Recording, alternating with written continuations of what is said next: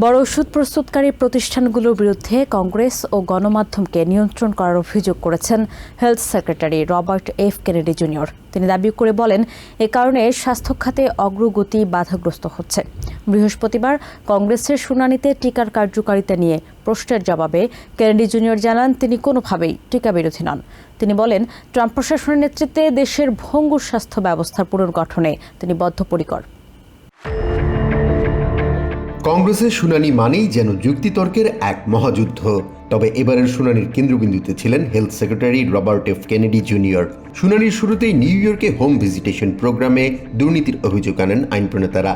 বিভিন্ন তথ্য তুলে ধরে ডেমোক্রেটিক কংগ্রেসম্যান ডেভিড শোয়েকার্ট বলেন, নিউ ইয়র্কে এই কর্মসূচির আওতায় প্রতি 1000 বয়োজ্যেষ্ঠ নাগরিকের মধ্যে 171 জন অর্থ সহায়তা পাচ্ছেন। এই কর্মসূচিতে বিভিন্ন অনিয়মের অভিযোগ কেনেডি নিজেও স্বীকার করেন। এই খাতে জালিয়াতি চরম পর্যায়ে পৌঁছেছে এবং এর ফলে বছরে প্রায় $43 বিলিয়ন অপচয় হচ্ছে বলেও জানান তিনি। তবে শুনানির সবচেয়ে নাটকীয় মোড় আসে যখন টিকার কার্যকারিতা নিয়ে প্রশ্ন ওঠে। Democratic congressman Mike Thompson Kennedy জুনিয়রের বিরুদ্ধে অভিযোগ করে বলেন, তার ষড়যন্ত্রমূলক তথ্যের কারণে দেশে হাম এবং পোলিওর মতো রোগগুলো আবারও ফিরে এসেছে। বাইডেন প্রশাসনের 4 বছরে যেখানে হামে আক্রান্তের সংখ্যা ছিল মাত্র 514, সেখানে বর্তমান প্রশাসনের অধীনে তা কয়েক হাজারে পৌঁছেছে। ডেমোক্রেটিক কংগ্রেসম্যান লিন্ডা সানচেজের মতো আইন প্রণেতারা সরাসরি প্রশ্ন তোলেন কেনেডি জুনিয়রের যোগ্যতা নিয়ে। পাল্টা জবাবে কেনেডি জুনিয়র দাবি করেন, তিনি কোনোভাবেই টিকা বিরোধী নন, বরং তিনি টিকার মান এবং নিরাপত্তা নিয়ে সচেতন। তিনি আরও অভিযোগ করে বলেন, বড় বড় ওষুধ প্রস্তুতকারী প্রতিষ্ঠানগুলো কংগ্রেস এবং মিডিয়াকে নিয়ন্ত্রণ করছে, যার ফলে স্বাস্থ্য খাতে অগ্রগতি বাধাপ্রাপ্ত হচ্ছে।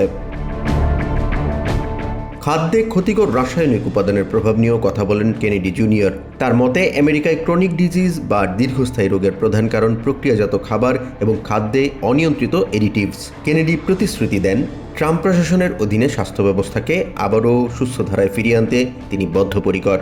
তর্ক বিতর্ক ছাপিয়ে এই শুনানিতে একটি বিষয় স্পষ্ট হয়ে উঠেছে, দেশের স্বাস্থ্য খাত বর্তমানে এক বড় ধরনের সংস্কারের মধ্য দিয়ে যাচ্ছে, যেখানে একদিকে রয়েছে বাজেট কাটছাটের চ্যালেঞ্জ, অন্যদিকে রয়েছে বিজ্ঞান বনাম বিশ্বাসের এক লড়াই। জাহান মিথুন, TVN 24 নিউজ ডেস্ক।